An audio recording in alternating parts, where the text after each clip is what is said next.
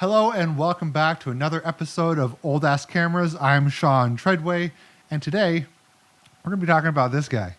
But before I get into the video, I wanted to ask you guys a personal question. Yes or no to the beard? Been thinking about shaving it, starting to get a little warmer out, and I don't know if I like it anymore. I don't know if it really plays well on the camera. So let me know in the comments, and let's roll the freaking intro.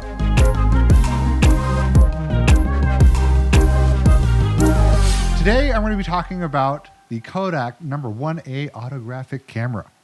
But before I do that, let's roll some tasty B-roll.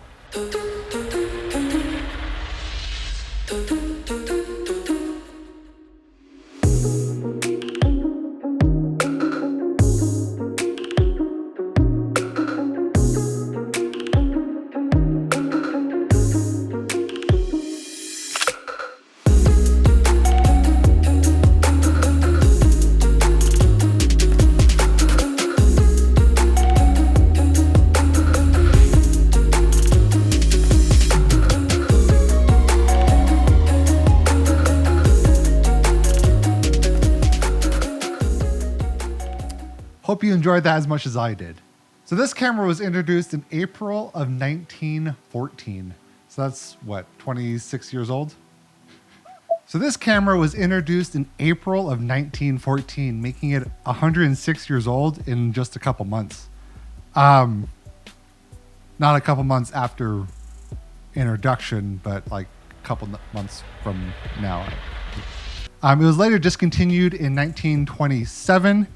And this camera specifically would have been a slightly later model in that year, coming out in December, because that's when they actually introduced the autographic model. So this camera used autographic style film, the 116 size, and you can actually see back here, the buttons still work. Like most of this actually still works, but this is where they actually kept the film.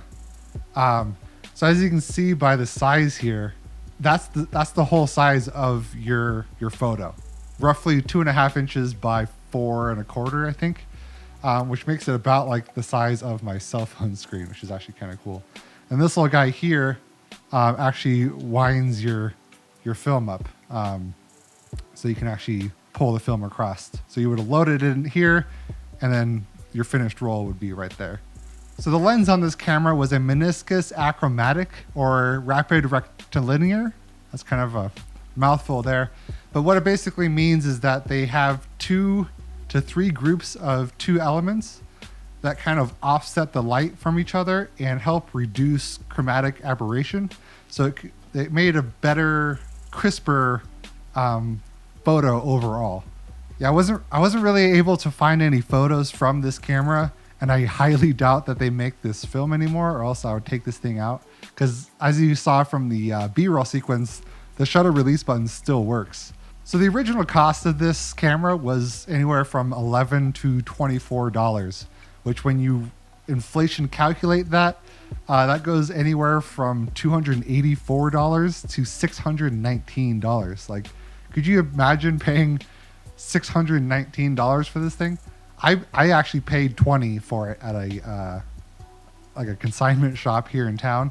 I could not imagine paying $619 for this, but it was probably the best of its kind when it came out. Like, I spent $2,000 on my A7R3, and 100 years from now, it'll probably look the same to, those people far in the future. One of the coolest things I found while researching this camera was that only 48,000 of these were made in that time frame. So it's actually fairly rare. I have other cameras in my collection that we'll do videos on in the future, but like 800,000 of those were made. Only 48,000 of these were made. So I'm actually really happy that I found this, because it's not that rare, but it's pretty rare. So going into some of the like mechanical specs of this camera, it does have a shutter release button here. As you saw in the B-roll, I was playing with it. I'm trying not to play with it as much as possible, because there is a small tear in the actual cable lining here.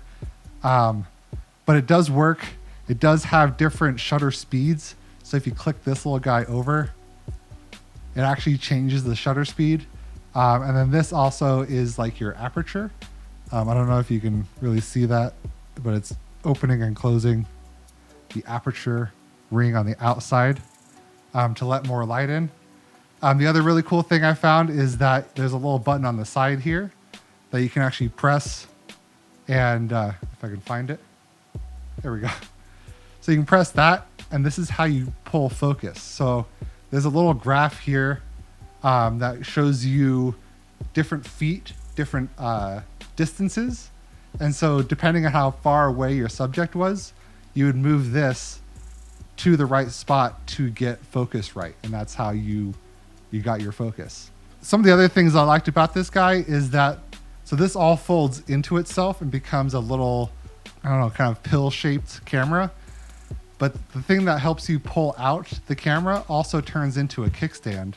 So that's what actually holds it straight up. If you can see that.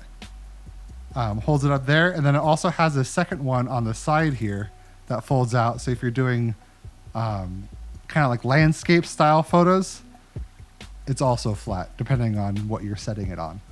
So yeah, I mean, that's pretty much it for this camera. I couldn't really find a whole lot of info on it. Don't know who designed it. I just know that it's super old and super badass. This one's actually in really good condition from some of the ones I've found online, people's pictures on forums and whatnot.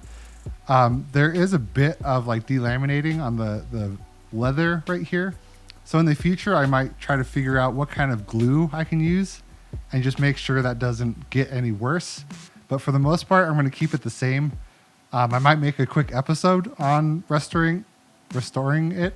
So if you want to see that, let me know in the comments. Because I'll probably do that with future cameras as well if there's any like serious damage on it. But yeah, overall, super stoked that I found this.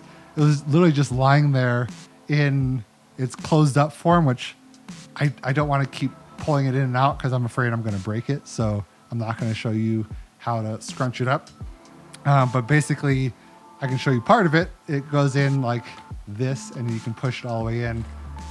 Yeah, it scares me doing that. But it was fully closed, and you could tell people had messed with it a little bit trying to get it open. And for whatever reason, they had it labeled as a antique NOLA camera because of the back plate that says what kind of camera it is. It says number 1A, which looks like NOLA. So they're only charging $20 for it. I'm sure I could probably find it cheaper on eBay or something like that. But I mean, I couldn't pass it up just being able to get it right then and there and add it to my collection. So yeah, I mean, that's about it on the Kodak number 1A Autographic Camera. If you want to see more of these episodes, let me know again. I've been asking a lot of let me knows in the comments, but I have a handful of other cameras I plan on doing. And if you actually have cameras that you want to send me or you're selling cameras, let me know also. You can hit me up on Instagram or my website, which is just SeanIsn'tReal.com. And until next time, keep taking photos and video if that's your thing. And I just fucking love you.